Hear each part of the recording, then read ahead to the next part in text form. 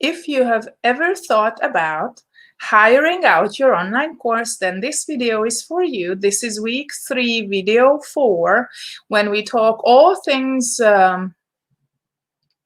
automation and things you need to consider with technology if you want to create an online course.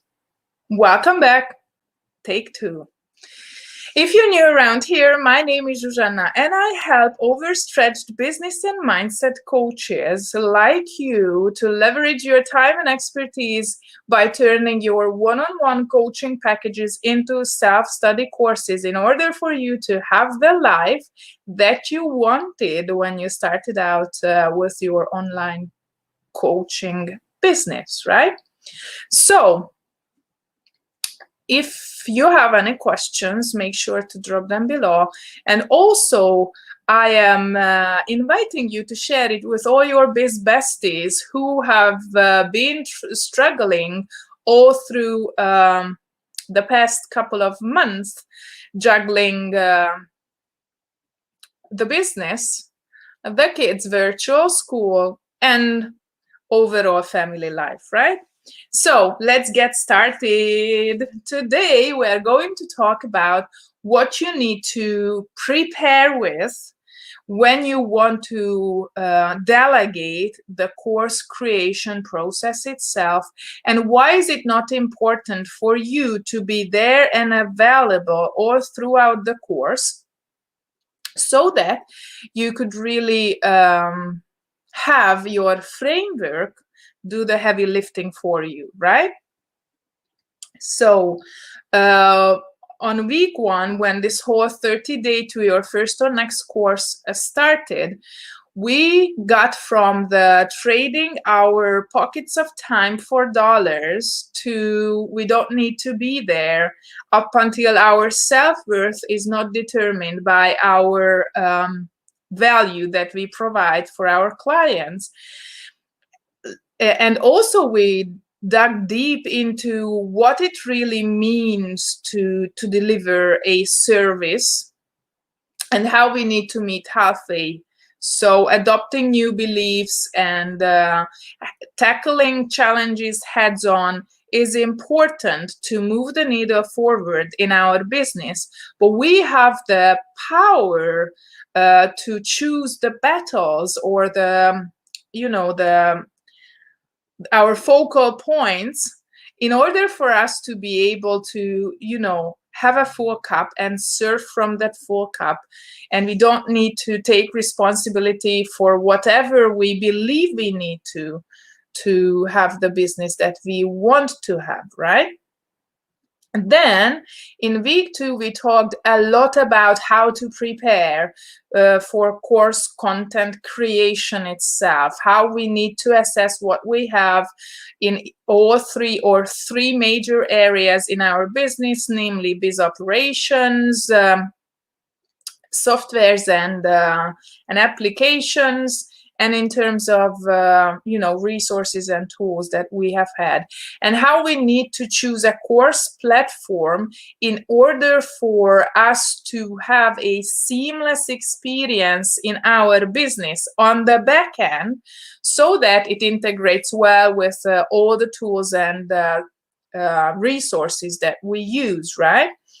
And we came to the conclusion that we have to have a course platform independent place where we can organize our course content. And I suggested you join my free training vault, where you have a Google Drive setup that allows you to design the learning experience for your student.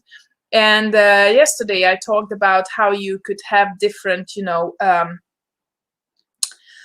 decisions about the type of course, the commitment of your course, and the resources and tools that your course needs, and how it ties into the certain tools and applications that you have to teach your students to use before diving deep into the actual course topic, right?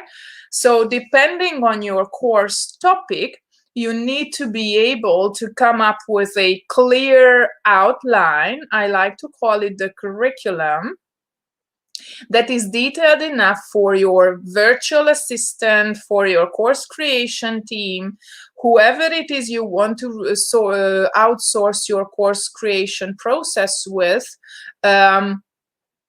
so that they know what goes where on the course platform, what comes after what, and what production timeline they can follow. So unless you have a detailed enough curriculum that contains, the number of videos, audios, presentation style, content pieces, then the different workbooks and assignments and quizzes or tests or assessment forms that you need to include into your course in order for your students to be able to follow through with your course, your production team is not going to be able to deliver on the course creation process, right? And what I say is that you can outsource it, definitely. I know how to help you if you have questions around that, but you have to understand that for certain bits and pieces, like your videos and audio, you have to be there.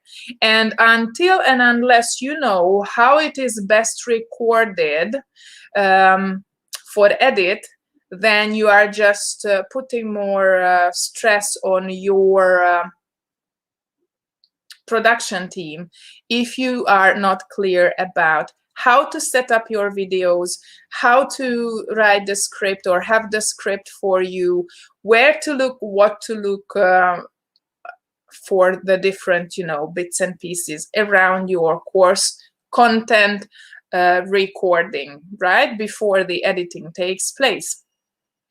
So these are the main points that you need to assess. And again, I want you to understand that there are many different ways you can set up your tech to record course content. You might have a good enough location where the echo and the sound quality does not require you to have a microphone, but it's more than likely that at least you are going to have a microphone and a well-lit place. If you are using